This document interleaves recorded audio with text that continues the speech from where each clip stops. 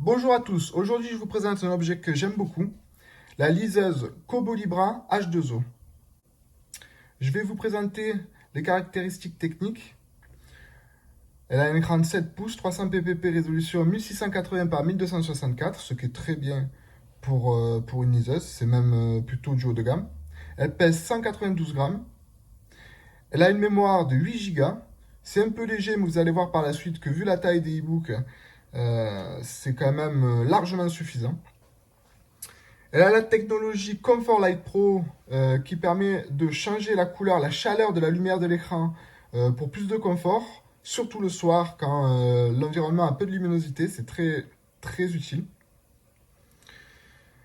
Elle a une batterie de 1200 mAh qui est largement suffisant pour une utilisation de plusieurs semaines, voire même plusieurs mois en fonction du niveau d'éclairage qu'on choisit et de nos styles de lecture. Et pour finir, elle lit 14 formats de fichiers différents. Et ça, c'est plutôt pas mal. Dans les plus connus, elle lit les EPUB, les PDF, les JPEG, les textes, mais aussi les CBZ et CBR pour les amateurs de manga et de BD. Elle se prête très bien au manga car la taille d'écran de 7 pouces correspond à peu près au format papier d'un manga. L'écran noir et blanc ne va pas gêner puisqu'un manga est de manière générale en noir et blanc. Donc c'est très bien, j'ai essayé, ça marche très bien. Par contre, quand vous lisez des mangas, évidemment, la mémoire de 8 Go est un peu légère, en sachant qu'un manga pèse à peu près entre 100 et 200 mots. Donc bon, vous faites vite le plein de votre liseuse. Alors pourquoi je vous présente cette liseuse Euh, Il faut savoir que moi, je ne suis pas un gros consommateur de livres. D'habitude, avant de connaître cet objet, je lisais à peu près 2 livres par an. Depuis que je me suis procuré cette liseuse, je peux vous dire que je lis beaucoup plus. Beaucoup plus. Ça fait maintenant 3 4 mois que je l'ai. J'ai dû lire une dizaine de livres sans forcer. Je suis tombé sur des séries, j'ai eu de la chance aussi, je suis tombé sur des séries de bouquins qui me plaisent beaucoup, comme celui que vous voyez sur l'écran de veille, L'Assassin Royal, qui est une série de 6 livres que je vous conseille d'ailleurs parce qu'elle est géniale. Donc pourquoi j'aime beaucoup cette liseuse? Elle me permet de lire à tout moment, à tout endroit, toute ma bibliothèque, en tout cas tous les livres que j'ai envie de lire en ce moment, sans contrepartie de volume, de taille, d'encombrement et de confort que peut nous donner un bouquin papier. Évidemment, ça remplacera jamais le bouquin papier. L'odeur, le fait de tourner la page manuellement, de posséder un objet d'un auteur ou d'un livre qu'on adore ou d'une série qu'on adore, ça c'est sûr, ça ne pourra pas le remplacer. Mais en contrepartie, on a quand même un objet qui est extrêmement fin, vraiment tout petit, léger, très léger, et très pratique. Quand je vais vous montrer l'interface, vous allez comprendre pourquoi c'est très pratique. Donc, comment ça se passe? Déjà, pour commencer, la veille, puisqu'on y est. L'écran de veille va vous afficher la pochette du livre en cours de lecture. Donc là, il faut savoir que ça consomme rien du tout. Une fois que l'écran est affiché, avec la technologie des liseuses, la consommation est égale à 0. Hein. Et là, en bas, le pourcentage lu du livre. Ensuite, pour l'allumer, on a ici un petit bouton. Un coup pour sortir de veille. Hop. Et là, on arrive dans le bouquin en cours de lecture. Alors, je redresse un peu l'écran pour que ça se mette droit. Voilà. Donc là, ça sort de veille à la page où je me suis arrêté. C'est très pratique, pas besoin de marque-page, pas de crainte de le marque-page tombe. Il nous faut une demi-heure pour retrouver l'endroit où on était. Ça se fait automatiquement. Donc voilà, là nous sommes dans le menu principal.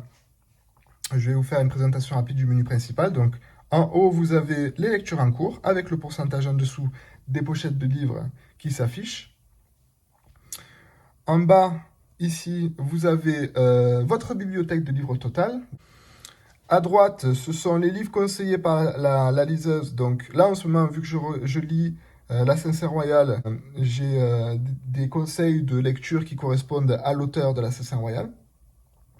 Vous avez en haut à droite le bouton recherche, la fonction recherche pour aller chercher un livre.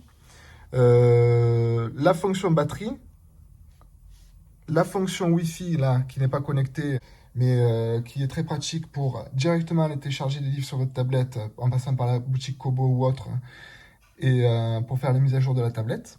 Là, vous avez la luminosité de l'écran et l'accueil. Donc, on va commencer par l'accueil. L'accueil. Vous avez votre bibliothèque de livres. Donc là, vous avez tous vos livres classés par auteur, par série, par collection. Vous pouvez aussi les trier. La boutique Kobo, les recommandations et la wishlist, c'est en rapport avec les achats de livres par Internet, par la Wi-Fi. Là, vous avez l'activité, ça c'est assez intéressant.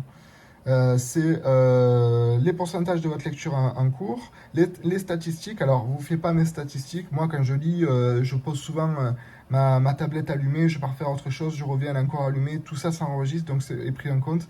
Donc, les statistiques sont un peu faussées. Et en bas, vous avez vos statistiques générales. Les livres finis, la totalité d'heures lues et le pourcentage de vos livres. Ensuite, on revient au menu principal, accueil. Vous avez la fonction recherche avec, vous tapez par exemple, je sais pas, Harry Potter, hop, Harry, voilà, donc là vous voyez, j'ai tapé Harry, H-A-2-R, et là j'ai tous mes Harry Potter qui s'affichent. Il vous suffit après de cliquer sur un titre pour lancer le bouquin. Ensuite, la fonction batterie, vous pouvez voir les paramètres d'économie d'énergie et la batterie en cours. La fonction Wi-Fi, là, elle est désactivée. Il vous suffit de l'activer, rentrer votre code Wi-Fi et vous serez connecté. La fonction luminosité qui est intéressante. Donc, vous pouvez régler le taux de luminosité de l'écran. Hop. Moi, j'aime bien les laisser à peu près à 10%, un peu plus de 10%.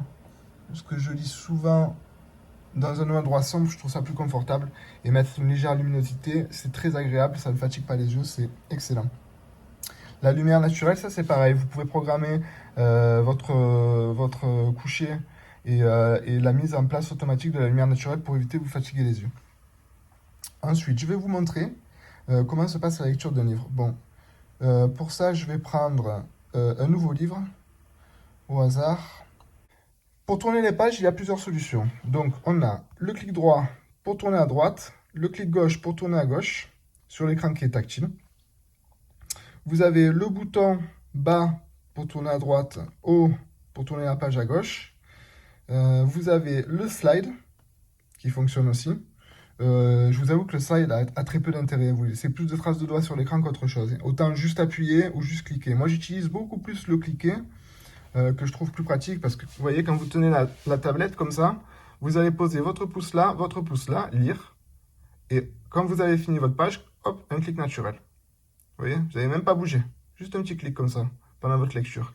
C'est à mes yeux le plus pratique. Après, en fonction de votre position dans le canapé ou dans le lit, si vous êtes sur le dos, sur le ventre, ça peut arriver que ce soit plus pratique d'appuyer sur l'écran. Il faut savoir aussi qu'il y a un gyroscope à l'intérieur qui vous permet de tourner l'écran. Hop, ça met un peu de temps, un petit temps de latence, mais c'est normal. Donc, dans cette position, qui peut être, ma foi, intéressant pour certaines personnes qui aiment bien avoir une vue d'ensemble de la page. Hop. De l'autre côté, pour les droitiers, les gauchers, c'est tout à fait compatible. Moi, je suis droitier, ma position préférée reste celle-ci.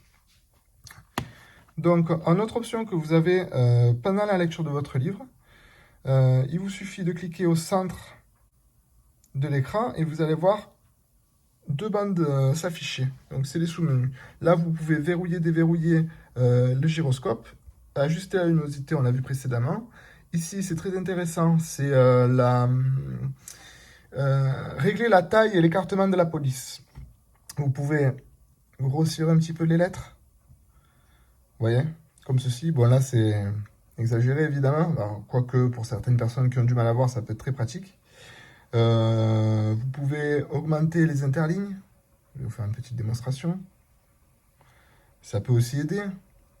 C'est sûrement plus confortable pour la lecture. Après, c'est une question de goût aussi.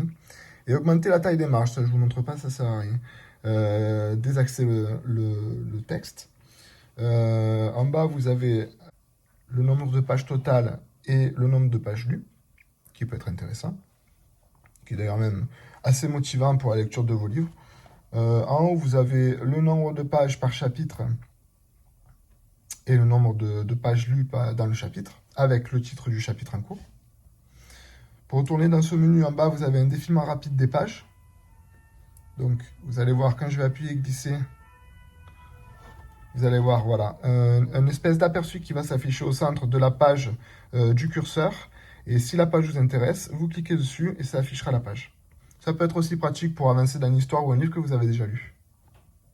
Une possibilité de mettre un marque-page, une possibilité de recherche. Autre chose qu'il faut savoir, c'est que y a des dictionnaires qui sont intégrés dans votre liseuse. Donc par exemple, si vous avez du mal avec la compréhension d'un mot, vous faites un appui long dessus, et à ce moment-là, vous avez la définition du mot qui va s'afficher au-dessus de l'écran. Je vous présente la pochette qui va avec. Bon, c'est pas l'officiel, celle-là, je l'ai acheté sur un site chinois, beaucoup moins cher. Je peux vous donner le lien peut-être en description. L'avantage de cette pochette, c'est la mise en veille. Quand je suis en lecture d'un livre, je peux fermer la pochette et vous allez voir, vous voyez, c'est passé en veille. Et quand je rouvre, je me retrouve à la page où j'étais. Bon, ça fait office de couverture de livre, c'est plutôt sympa. Et autre avantage, c'est ces petits plis que vous pouvez voir.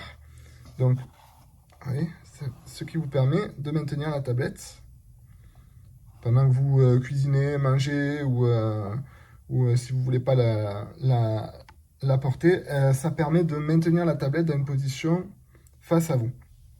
D'ailleurs, ça peut aussi la mettre dans cette position et dans cette position. J'espère que cette vidéo vous aura plu. Si c'est le cas, je vous invite à mettre un j'aime et à vous abonner. N'hésitez pas à mettre dans les commentaires des questions, j'essaierai d'y répondre. Et sur ce, à la prochaine.